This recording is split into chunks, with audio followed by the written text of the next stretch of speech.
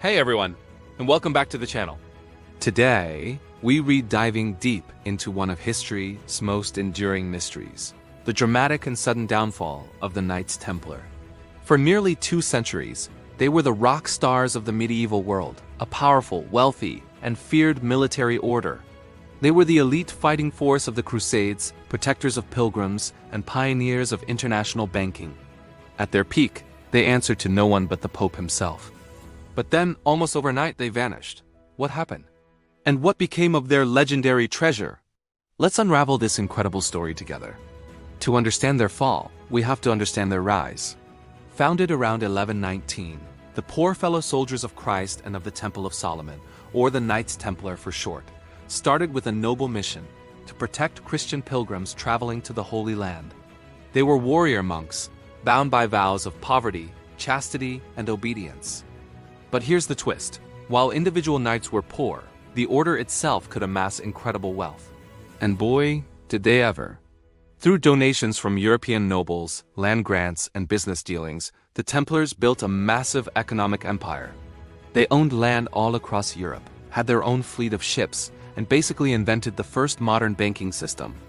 You could deposit your money at a Templar preceptory in London and withdraw it in Jerusalem, using a coded letter of credit. This was revolutionary stuff for the 12th century. Their influence grew, and so did their power. They were the trusted bankers for kings and popes. But with great power comes great envy. By the early 1300s, the Crusades in the Holy Land were failing. The last Christian stronghold, Acre, fell in 1291.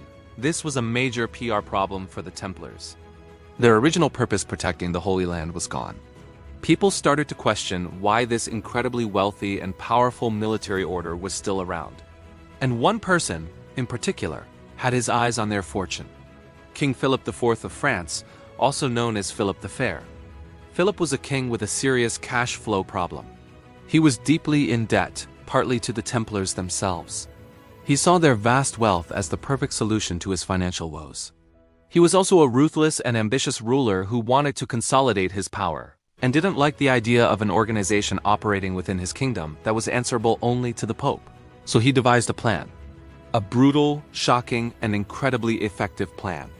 On Friday, October 13, 1307, yes, this is where the superstition about Friday the 13th likely originates. Philip ordered the simultaneous arrest of every Templar in France.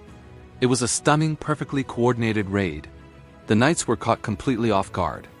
They were thrown into dungeons and subjected to horrific torture to extract confessions. They were accused of all sorts of terrible things: heresy, spitting on the cross, idolatry, and other scandalous practices.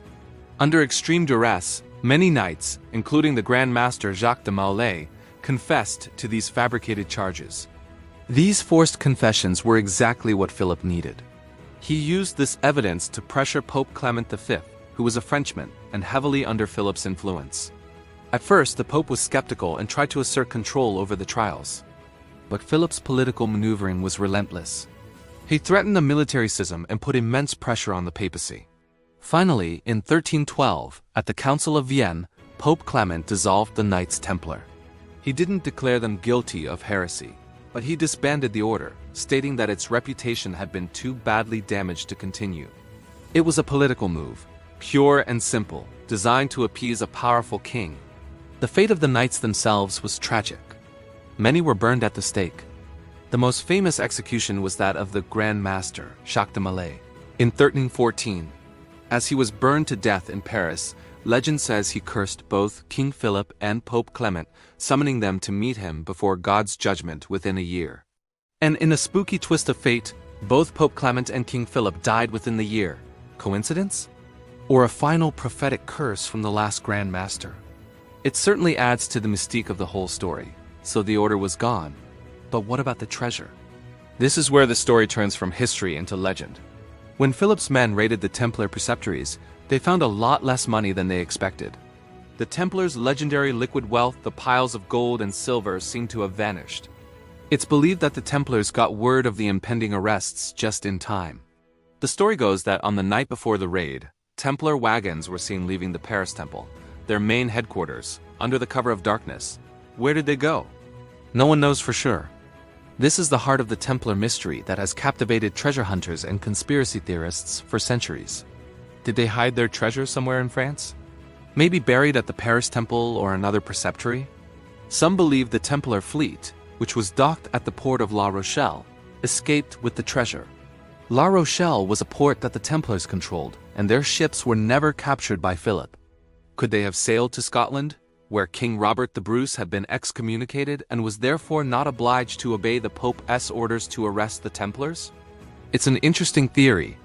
In fact, some people believe the Templar Knights joined Robert the Bruce's army and helped him win the pivotal Battle of Bannockburn against the English in 1314.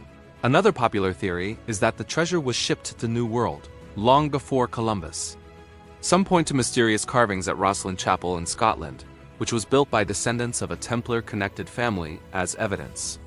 The carvings appear to depict corn and aloe, plants that were supposedly unknown in Europe before Columbus's voyages. Could the Templars have had maps that led them across the Atlantic?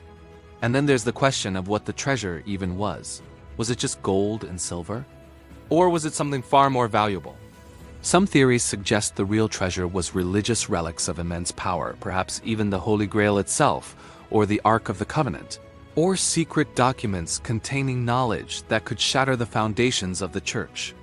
This idea of a hidden, sacred knowledge is a cornerstone of many modern conspiracy theories, from the Freemasons to the Da Vinci Code. While the Templars as an order were officially disbanded, their legacy and their spirit lived on. Their property was supposed to be transferred to another military order, the Knights Hospitaller, but Philip managed to keep a large chunk of it for himself. In some places like Portugal, the Templars simply changed their name. The Portuguese king rebranded them as the Order of Christ. This new order inherited all the Templar assets in Portugal, and went on to play a crucial role in the Age of Discovery. The famous red cross on the sails of Christopher Columbus's ships? That was the cross of the Order of Christ, the direct successor to the Portuguese Templars. So, what really happened to the Knights Templar? They were a victim of their own success. Their wealth and power made them a target for a greedy and powerful king who used religious, paranoia and political manipulation to destroy them. They were erased from history, their names slandered, and their members persecuted. But their story didn't end there. It morphed into a powerful legend of hidden treasure, secret knowledge, and a legacy that continues to spark our imagination to this day. The truth of their lost fortune may never be known, but the search for it is a treasure hunt through history itself. The Knights Templar may be gone, but their mystery is very much alive. Thanks so much for watching, everyone. What do you think happened to the Templar treasure? Let me know your theories down in the comments below. If you enjoyed this deep dive into history's mysteries, be sure to hit that like button and subscribe for more videos just like this. We'll see you in the next one.